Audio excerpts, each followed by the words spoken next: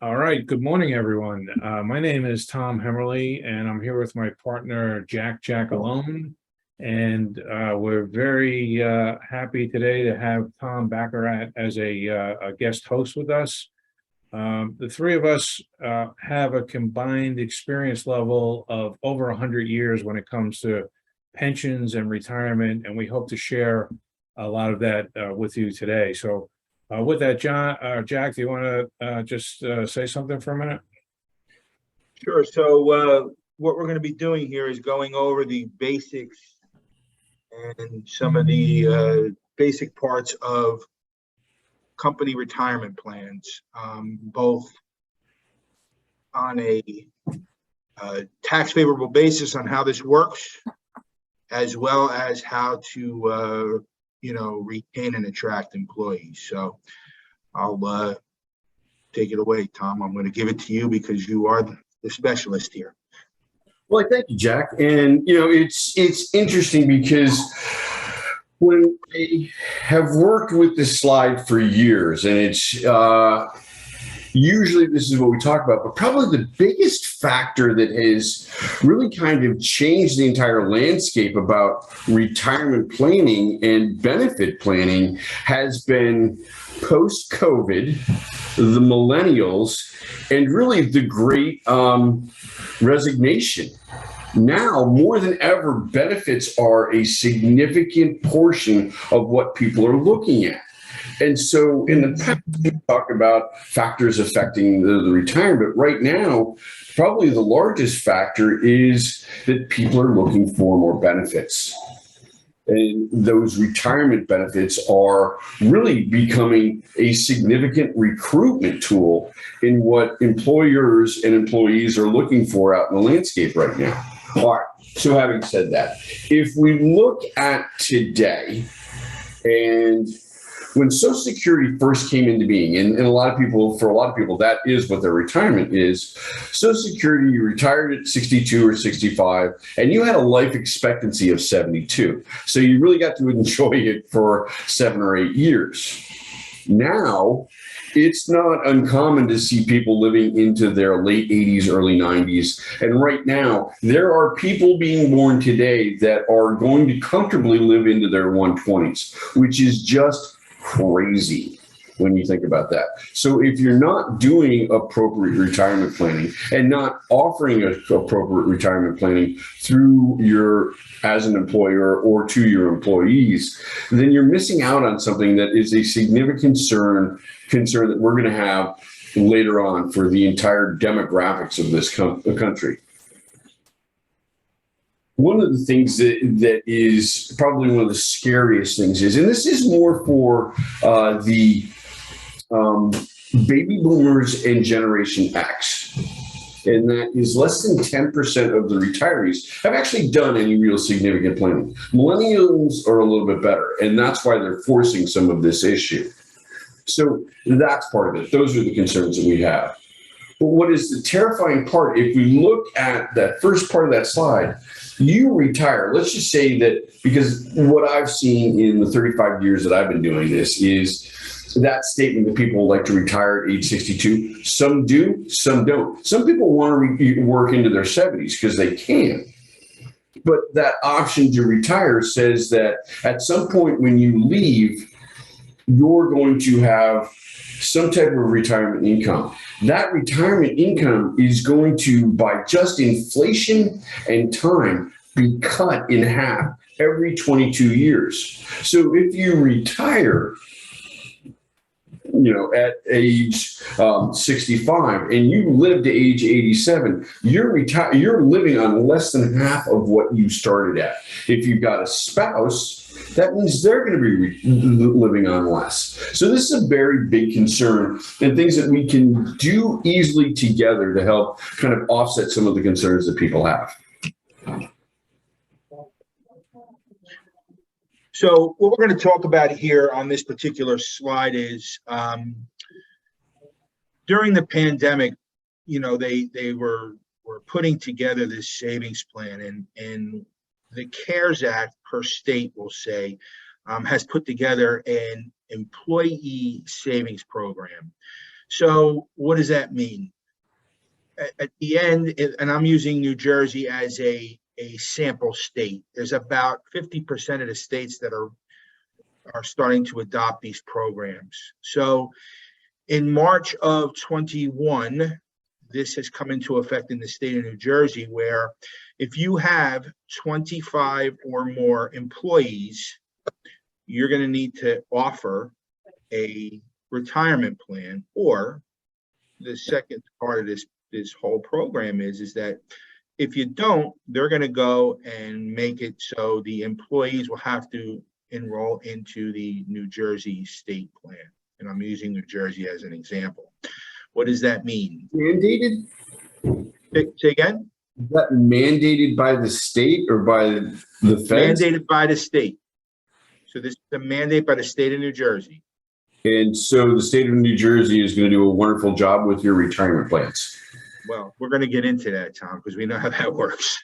Okay. All right. So it's funny, in the wonderful state of New Jersey, you know, when you have a teacher's pension that's underwater, I'm not sure if I really want to use the state of New Jersey to run my retirement plan. But saying that, when you look at what's going on with Social Security and the pressure that's on it, this is pretty much trying to get them to help with retirement at this point. So what happens is they're usually going to take an approximate percentage. I think it's about 3% of salary. You're also going to realize that the employer is going to have to pay a price per person or a percentage of the actual monies that are putting in. They're going to have to pay a fine on that, or they call it a tax or a fine. The other thing I'm going to tell you is that the administration fee is about 75 basis points of what's going in as well. Well, and it's funny because when you look at Tom's face, he cringes because we're, you know, in a private plan, that's not the case. So, like I said, each state is different. When we have our discussions individually, we can go over them and say, this is for your state. This is what is the rule and the mandatory rule for it.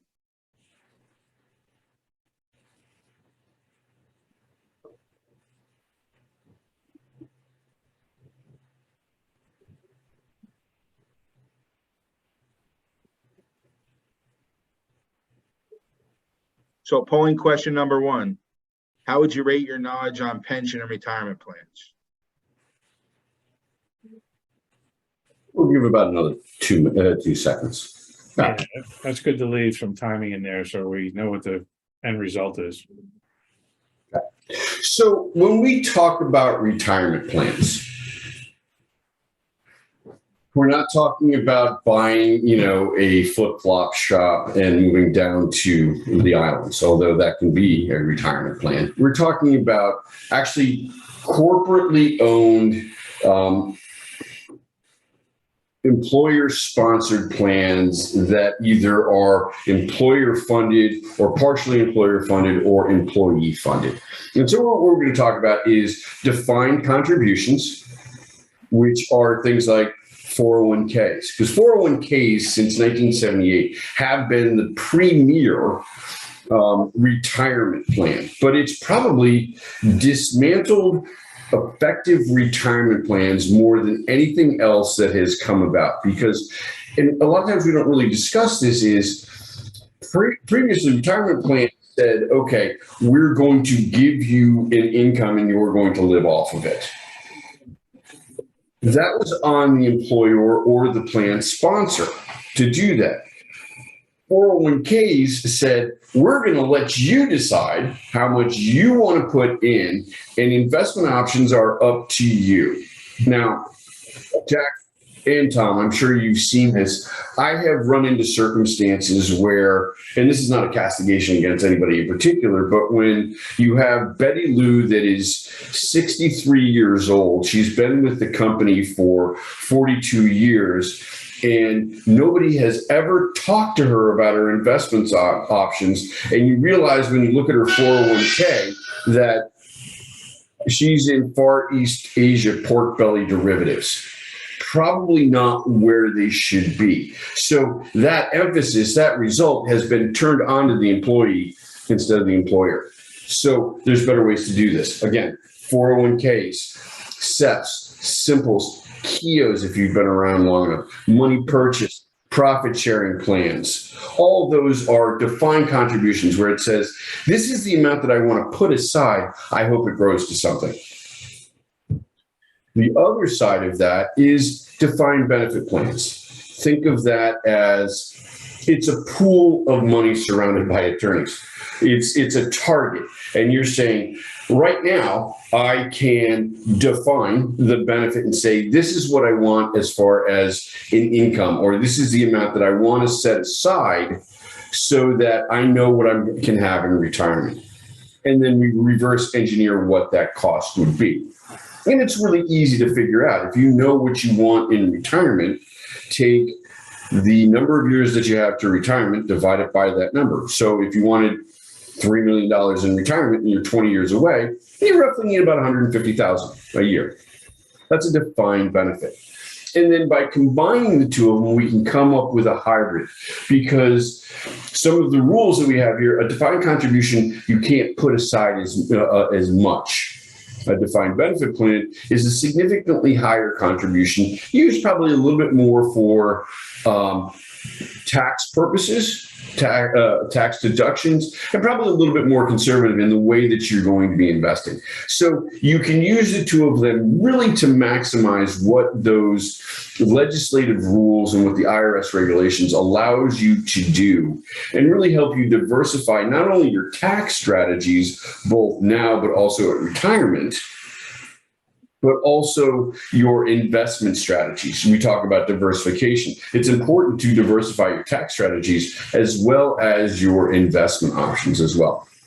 Tom, if I can add to that too, it also, when you do the hybrid plan, it's also going to take the discipline out of the defined contribution plan. So it's going to help you not only to be disciplined, because it does help, because you're also getting a sponsor plan on the defined benefit side from the employer. So it really helps not only on the match, but also layering the plans. So I just wanted to add that to it. No, thank you. And I appreciate that. A lot of times with a defined benefit plan, you're inherently being more conservative. So if you're more conservative on one side, you can be more aggressive on the other side. And it also gives you some flexibility, which we'll talk about later. So Jack, you and I have talked about this, and while you and I are roughly the same age, we were raised in different parts of the Northeast, which says that given the choice between 3 piles of money for retirement, most people will want the larger pile. And that's really what this slide is showing us. You have defined contributions. And here's the really scary part. There was a Harvard study, I used to say 5 years ago, it's probably 15 years ago now, that said if the average employee puts away money, as much money as they can, into a defined contribution, into their 401k, they're going to come up about 60% short of their retirement goals. So what is this showing us? This is showing us that if we have a 50-year-old putting in the maximum they can, that at their retirement age of 65, they're going to have about $800,000 worth of assets in their defined contribution, into their 401k, into their profit sharing plan. If we then move into the defined benefit space, because we can put more money aside and because the employer is putting more money aside, we see that there's a significantly larger amount that can be captured in assets at retirement, $2.2 million. Because that's also going to have to generate an income that is definable by the legislation. But in a traditional plan, we're using a much higher interest rate.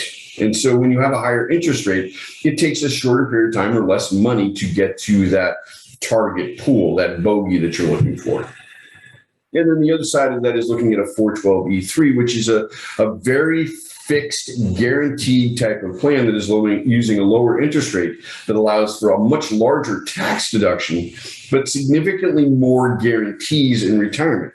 And as you can see, you can get about twice the amount of money in assets at retirement into that. So it's really, what do we want to accomplish? How do we want to accomplish it? And how can we have those conversations? And remember that no matter what we start with, we could always change those later within rules of the IRS. You don't want to do a lot of changing because it takes an actuary, and then you have to charge an actuary, or an actuary is going to charge you for that. But some modifications over the life of the contract may actually be worthwhile to kind of adjust this. You may start off with one lower amount, but as your growth pattern improves, you're going to increase it. Or on the other side of it, if you have a significantly poor year, you may want to take a holiday, either freeze a plan, amend a plan, or, in certain circumstances, get rid of them. So, Jack, I'm going to let you talk about 401ks. Sure. So we're going to get into this regarding the 401k plans. There's a few different ways. Actually, there's 3 different ways to be setting up these plans. We're going to discuss the ADP testing, which kind of, describes where we're going on these plans and how it affects each individual plan as we do it. So when you look at a non-discretionary plan or non-discretionary match, the employees, including the employer, are allowed to put in $20,500 in. If you're 55 or older, you have a catch-up of $5,500. So in saying that, when you look at a non-discretionary match, all eligible employees, whether they contribute or not, will get a match set by the employer. So if there's 20 employees, 15 or 10 are in the plan, all of them, regardless if they put money in or not, will get this 3% match or whatever the match may be. On a discretionary plan, the eligible employees will be putting their money in, and the owner or the employer is going to say, I'm going to give you a 2% match. And I'm just using, a hypothetical number. By doing that, you're going to give 2% to the people who are contributing. Now, when we look at safe harbor, and I'm going to touch on ADP testing because that'll take away, the safe harbor will take away the testing. So what does that mean? Any of these matches here, you still may fail your testing. And what do I mean by failing your testing? It's the average deferral percentage. If they're using the average contribution, it'll be including the match. So Safe Harbor says if we put in X amount of dollars and we match at 3% and above, and it's a Safe Harbor plan, that means that ADP testing now goes away. So all ADP testing is doing is saying we want to keep it fair. We can't have an owner who's putting in the max, and then we have an employees or the rest of the employees are only putting in 2%, and it's kind of off balance, as you can see. Whereas if we put this Safe Harbor plan in, it removes the testing, and now we're able to just move on with the plan itself. So then it doesn't matter how much they're matching. But the interesting thing is when you look at a match, most employers look at this as a cost. We kind of try to show them that it's really a deduction. So if, Tom, have you seen this a million times where, we go into a client and they're, I don't want to match anything. Well, you may want to think about that because you still have a deduction with these matches. So, and you don't have to deal with the ADP testing if you use Safe Harbor.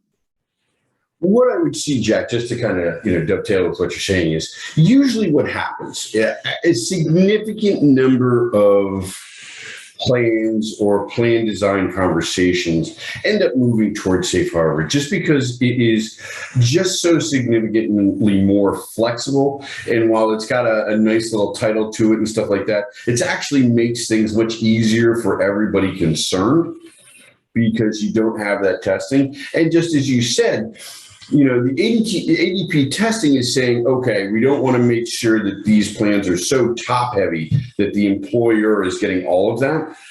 That's why you bring in other plans. That's why you put in this safe harbor and then maybe add an additional defined benefit plan to make a hybrid plan so you can get those larger deductions for that owner. Sure. Tom Hemmerly, Tom and I went in on a case with a company of ours and that we're working with, and we gave the match. He went with the safe harbor match, and more importantly, especially post-COVID, you can't get people to work, or the talent pool is very competitive. So by putting in this match and building a good plan, they're going to weigh those things, and they're going to say, well, this employer that I want to go with isn't giving me a nickel towards my retirement, but this employer is giving me a match towards what I put in. So it's becoming a tool even to recruit and retain. Absolutely. Polling question number 2. What was the last date you can put in a safe harbor plan for the existing tax year?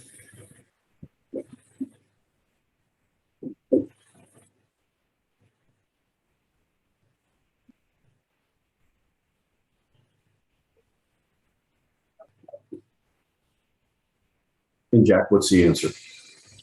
Not sure. October 1st. All right, moving on.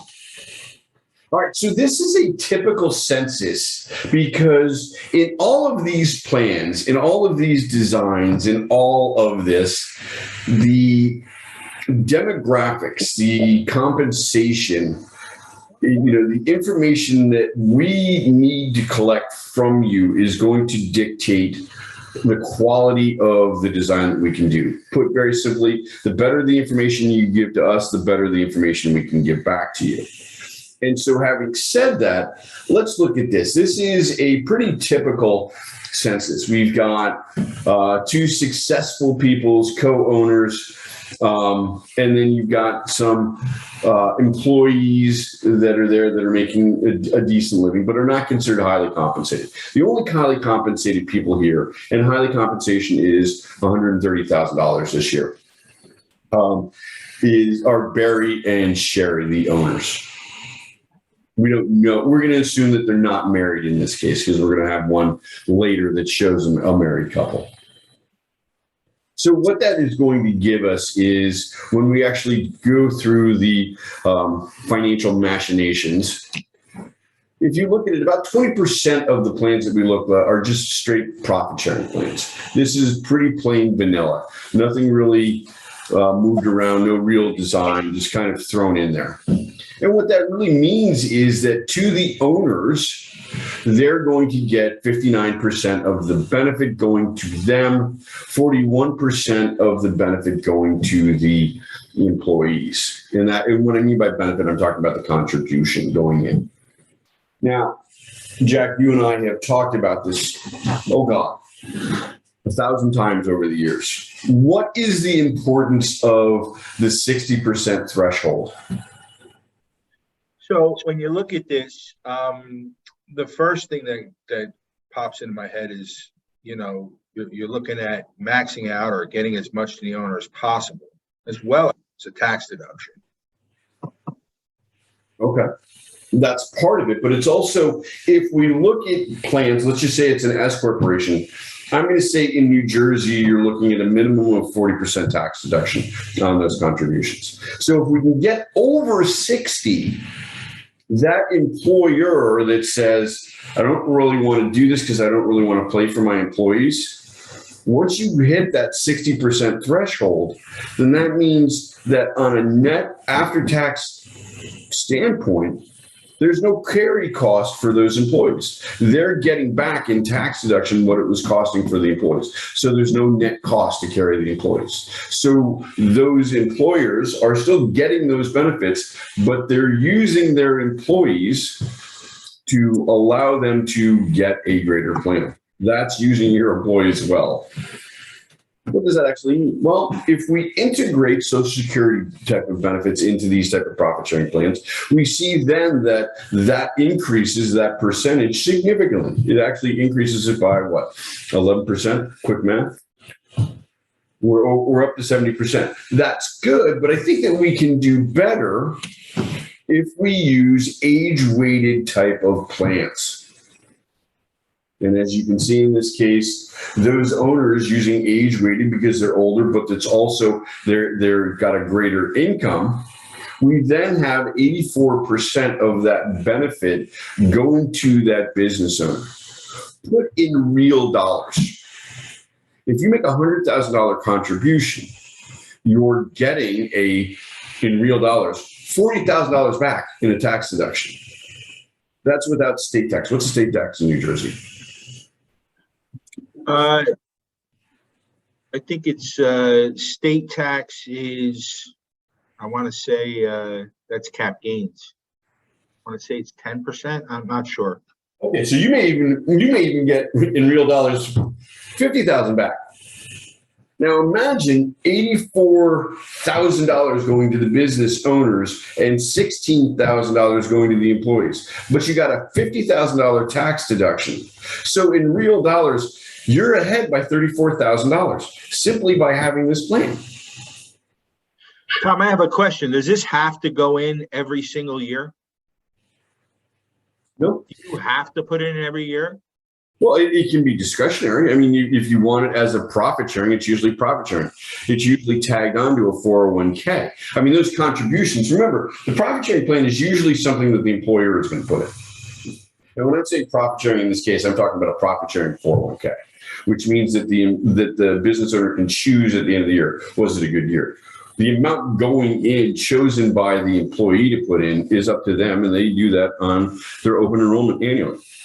You may even be able to do it quarterly. Depending on what platforms you're using. So then if we then step back and say, okay, well, I like new comparability profit sharing plans, which became very vogue a couple of years ago, you're still well above that 60% threshold and at 76%. So different ways to do this, different ways to cut it up. But again, it's about being able to share with us from your client those demographics, those numbers, so that we can design it for you. And it really has nothing to do with what we want to do. It's what's the best fit for that business owner working with their CPA to figure out what they're trying to accomplish. Polling question number 3. Have you implemented a retirement plan for yourself or your clients?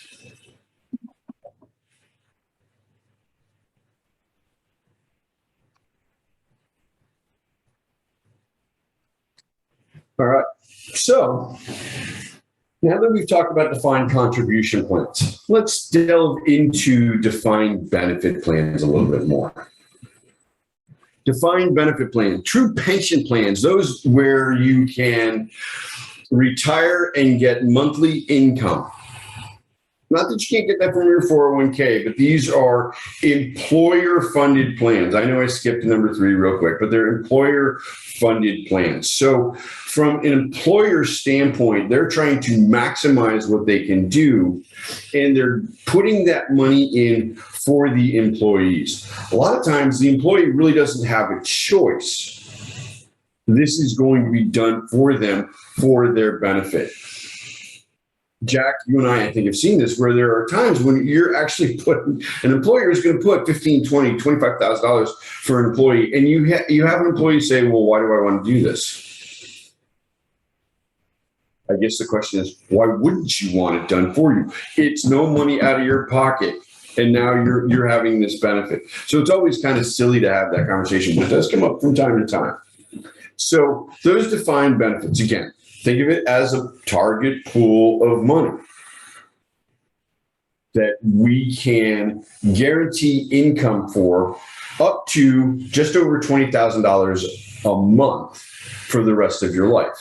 And while that's very attractive, I guess the analogy that I would use is, Jack, if you were to win the Powerball tomorrow, which is a form of retirement plans, would you take the annual income or would you take the lump sum?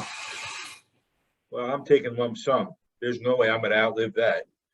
Right. And so the lump sum usually gives you greater control today. by taking the monthly income, you're leaving that with somebody else. And if you don't, it takes usually about 15 years if you take the monthly income to start using the bank's money. Why would you do that? You also have probably better options. And the monthly income in a pension plan, something they don't really talk about, is what they call a discounted annuity purchase rate. So you're buying an income based on probably the lowest interest rates that you possibly can. Jack and Tom, you guys are investment people. Can you do better than 1.5% with, anywhere from $300,000 to $3 million? Any day plus Sunday.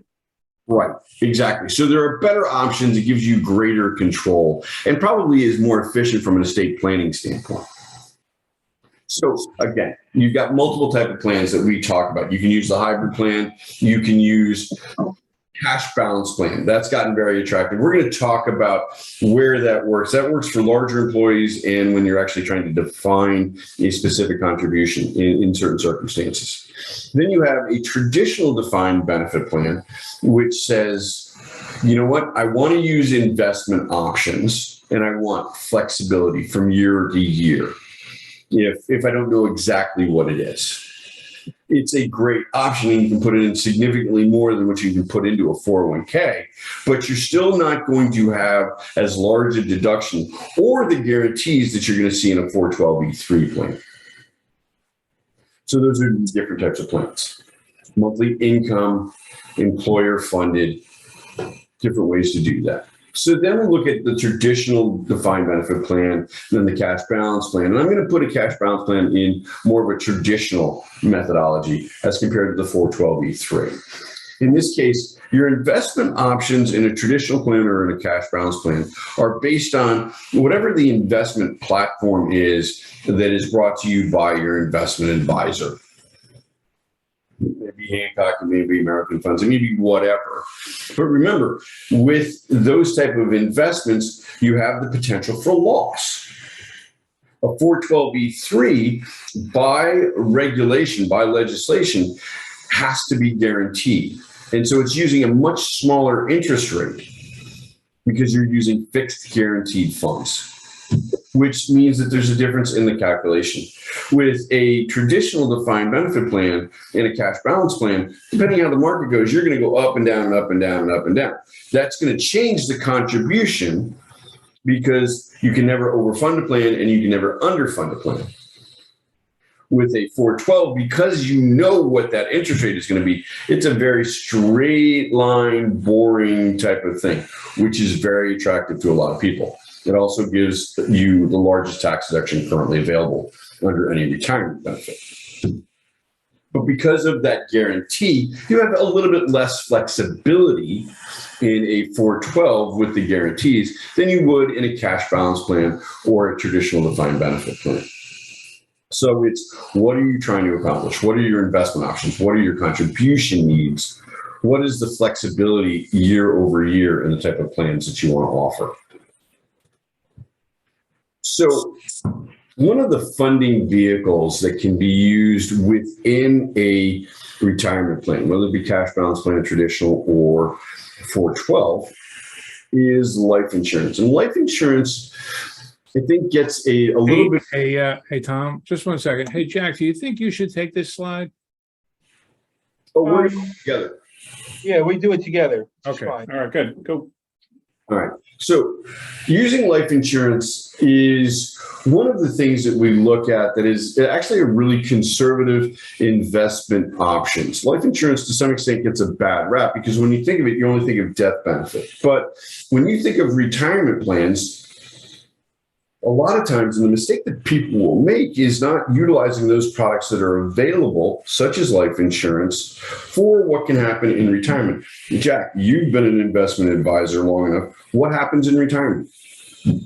So listen, at any given time, when your dollars or a portion of your dollars is in a life contract, one, if it's 412, it's a guarantee.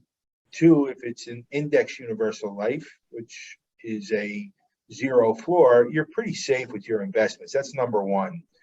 Number two, of course, as you get older and you come into retirement, what are the things that start to happen? Everything. So when we look at these policies that we put in today, almost all of them, if not all of them, have what they call living benefit. So if you ever needed to have care, you're going to be able to access a portion of the death benefit to get that care. The other thing I will tell you is it acts and looks just like an investment account, whether it be 412, we kind of give it a nickname of a bond portfolio, and Index Universal Life, we give it to it as an index or an investment equity portfolio. But at the end of the day, with all of this I just said, the most important thing is the retirement plan for the family is self-completing if something were to happen. Well, and it's interesting you say that because, you know, a personal retirement plan is typically an IRA, which is just money, right? These type of plans, by utilizing this, is going to offset a couple things. And like you said, it's not only self-completing, but what happens in retirement? You live, you die, you get disabled. You need long-term care. Does your IRA give you long-term care? This is an option that allows you to do that. And so one of the things that is important to remember about retirement plans and these type of corporately sponsored plans, we need to, and you're going to hear me repeat this again at the end, the people that are looking for these type of plans, the employers that are looking for these type of plans, the employees that like these type of plans are looking for four things: the largest tax deduction currently available under the law, guaranteed income that you can't outlive up to $245,000 a year, the ability to reduce, eliminate, or diversify your tax strategies and your market risk, and the ability to buy estate planning tools on a pre-tax basis. Nobody likes to buy them, but if you're going to do it on a pre-tax basis. And you're also doing it, Tom, at a younger age. If you're going into these plans as a young person, so which becomes you can get a lot of bang for your buck with that. You see this unless you're doing this at work, when do most people do their estate plans? Too late. Too late. So we turn to people and say, well, now it's time to buy life insurance and you're 62 years old. It's more expensive. If you bought it at 45, you'd be much happier because you're locking in that cost then. So very effective way, very efficient way of doing it. All right. So just as we did with the profit sharing plan and the defined contribution plans, we're going to do the same with the defined benefit plan. And this is a pretty typical defined benefit census that we get. And we have a very successful business owner. She's, let's just say, a real estate person. And her husband occasionally does the book. So he's not only an owner by family attribution, but he also is an employee. He's on there just as kind of a figurehead, but he's doing some work, so he does get some compensation. So those are the owners. And then in this case, now we've got some employees that are there. And if you notice all the way on the right-hand side, I also have job titles. That's going to become important as we discuss this later on, because in defined benefit plans and in retirement plans, you don't have to carry everybody. But why that's important is because, as you can see, other than the two owners, employee number 7 is also the oldest, who is older than both of the employees, the owners. And why that becomes important is that when you get into age-weighted and income-weighted programs, that person is more expensive. And so where this is relevant is when we look at a traditional defined benefit plan, this is with everybody in the plan. This is carrying everybody.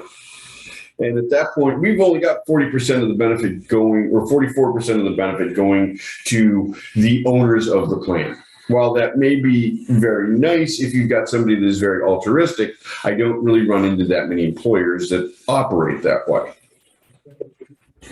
if you look at this, look at the cost of employee number 7 versus the cost of the owner. It's almost the same cost.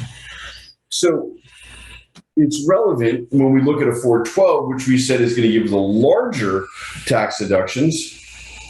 Now we're doing a little bit better. Now we're up to 54% going to the owners. But again, look at that cost for employee number 7. Still a significant chunk of money. 16% of that benefit is going to them.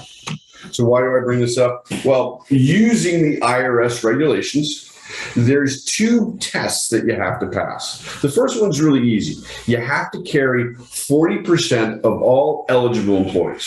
So that the math is easier for me, if we had 10 eligible employees, we'd have to have 4 to pass the first test, 401A 26. You have to have 40% of that 10 or 4 employees. Correct. The second one gets a little bit more dicey because it has to do with non-highly compensated employees versus highly compensated employees. And why that's important is when these legislative laws were put into place, they wanted to make sure that the worker bees were taken care of. They didn't want to make it so top heavy that you can get business owners stuffing in all this money and really giving nothing to the employees. It wasn't really designed for that. So the second one is the 70% of all eligible employees, non-highly compensated employees, relative to highly compensated employees. What that means is you've got to carry a certain number. But it means that we can now legally take people out of the plan if we do it in an appropriate legal manner. You can't discriminate, but you can take people out by classifications and make that classification an uneligible class, and so people aren't available. Let me give you a Tom, I have a question since we're talking about the IRS and their rules. Right. When is the last day you can put in a defined benefit plan in any plan year? So you're a new company, what's the last day you can put it in? Well, the way that the law reads is we have the plan has to be initiated so that you've started that plan no later than December 31st of that year. So we have to have plan documents dated and signed December 31st, and typically an administrative check out of the ledger that says December 31st or earlier. Now, that's when it has to stand, because you have to, what they call, accrue the liability for that tax year that you're taking that deduction. But it doesn't have to be funded until the following year that they file their taxes. So as we see, the difference between a safe harbor plan, which is October 1st of that given year, is October 1st, and this can go up to, which we pray to God that nobody drives us to that point, December 31st. Well, it's December 31st, but if you think about it, the funding doesn't actually have to happen until almost a year later. Sure. Depending on how you file. Please don't make us do that. That makes me But anyways, so the coverage rules are allowed. So the example that I was going to give was we had a medical practice that had 4 physicians, 6 PAs, physician assistants, and then nurses and clerical people. The largest expense in this type of a plan would have been covering the PAs, the physician's assistant. So what we did was we eliminated the physician's assistants by class. That dropped that plan from what was going to be almost 17 employees down to 9 employees, and cut it by 2/3. And so by class, you can't discriminate because someone's old and slow. That's not a class. But you can say, okay, is this person a supervisor or are they clerical? So there's ways that we can do this. The story that I'm trying to convey here is more information means that we can design this different ways. So if we look at the original, we had to cover 7 employees. Now, using the carve-out rules that we just discussed, we're down to 3 employees. one of the owners, because if you take out one of the owners, one of the highly compensated, you can take out a bunch of non-highly compensated employees. And now we went from almost a $500,000 contribution down to a $300,000 contribution. But here's where it really stings. Look at what the percentage is going to that business owner. 87%. That's something that they like because in real dollars, there's no carry cost for those employees. All right, so that's traditional defined benefit plans, but we haven't covered cash balance plans, which are very attractive for businesses that are over 15 lives. Let me rephrase that. Businesses over 15 lives. Anything under that, a 412 or a traditional defined benefit plan, may be a better option from a tax standpoint. But again, more information, and we can show you a side-by-side comparison, or you should be able to see a side-by-side comparison. A cash balance plan is, again, a reverse engineered defined benefit plan. Instead of saying, this is what I'm going to get, we're saying, okay, let's see what the contribution is. I want to use a flat dollar amount going in, or I want to use a percentage of salary to be used. So we're reverse engineering it, almost like a defined contribution plan.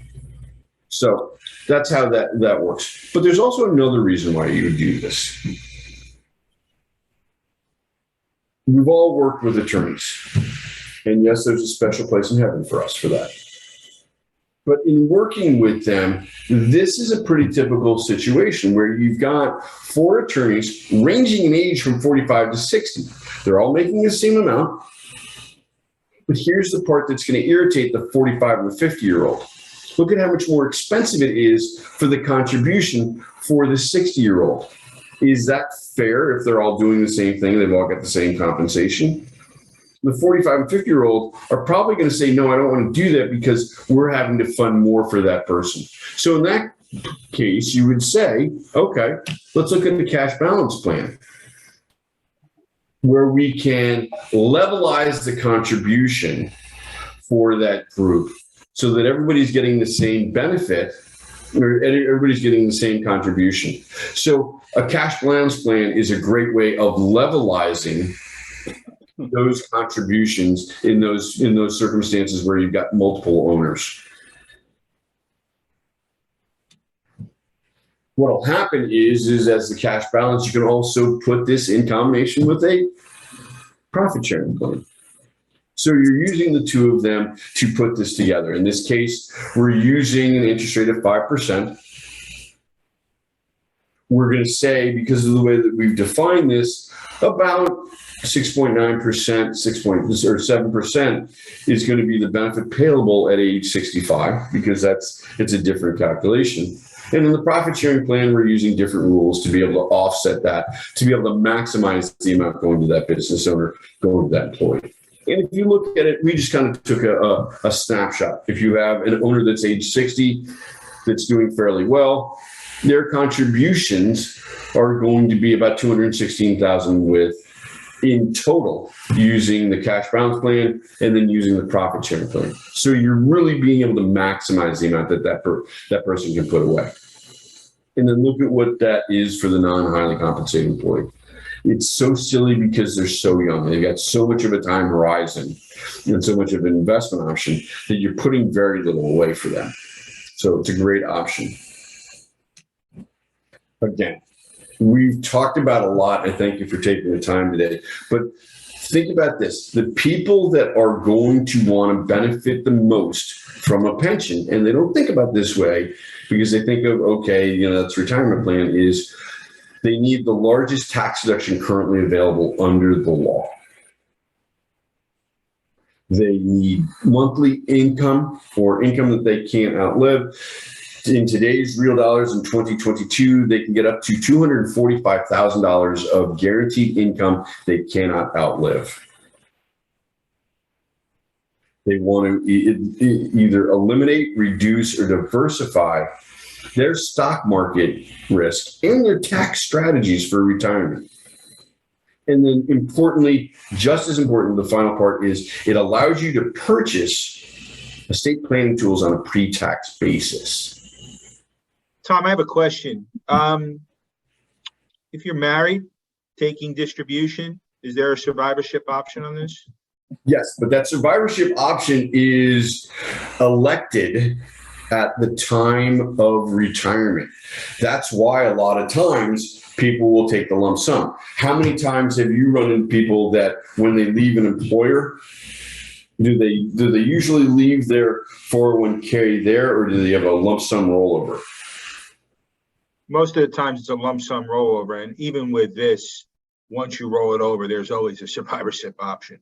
So I happen to work for a third-party administrator actuarial firm that's been in retirement and business planning for over 50 years. We have administered literally tens of thousands of 401ks and defined benefit plans. 98% of the time, 98% of the time, people take a lump sum distribution. I agree. So I guess the next thing is, what are there any questions that we know of out there? Go ahead and type it in, and Tom will let us know what questions there are. All right, while we're waiting for those questions to come in, John and Tom, thank you for talking about pension plans and and your experience and your understanding of them. Hopefully this was a benefit to the viewers, and we're here if there's any questions or anything we can help you with. Do we have any questions? We have Chad from Illinois is asking, he has a small company. It's really him and one employee. And what plan would we recommend for him? I guess it really comes down to how long has Chad been in business. I would say if he's been in business for 9 months and he really hasn't established anything, start with a 401k. That's really kind of the starter plan to do this, because you don't really want to. You want to be able to have the flexibility of contributions. Now, if Chad has been in business for 10 years, has a significant plannable revenue stream, and is older than his employee by a significant amount, he may want to look at a defined benefit plan. He may say, okay, I'm 50 years old. I need to actually start putting some money aside for that. And just as a matter of kind of explanation, what I find a lot of times is this: when we have a successful business person, I'm going to say, whether you're in New Jersey, Chicago, Florida, or here in the beautiful state of South Carolina, where I'm at, you look at a successful business owner and you say probably somewhere between 250,000 and 500,000. Obviously more than that. But let's look at 500,000. That person's going to say, well, I don't know if I can put that money aside. Well, let's look at this in real dollars. Let's look at that 40% that we saw as far as a tax deduction. Because you're so successful, Mr. and Mrs. Business Person, you're making $500,000 a year, you're going to have a 40% tax bite. But let's not be silly about it. Let's say that in the state of New Jersey, you're successful. At that point, you've probably got what, a $10,000 a month in guaranteed bills. Is that conservative? Conservative. That's fair in New Jersey. So $10,000 of monthly bills, $120,000 a year. Before taxes, you have to make $200,000, right? So let's take that $200,000 right off the top of that $500,000. Okay, so you're left with $300,000. What's 40% of 300,000? 120. So guess what? You're writing a check. The question is, where do you want the check to go to? Do you want it to go to Uncle Joe? Or do you want to put it in your pocket? Because that tax deduction, that $120,000 is what you can put in your defined benefit, defined contribution plans. Where do you want it to go? And so that's a way of finding some money for your clients.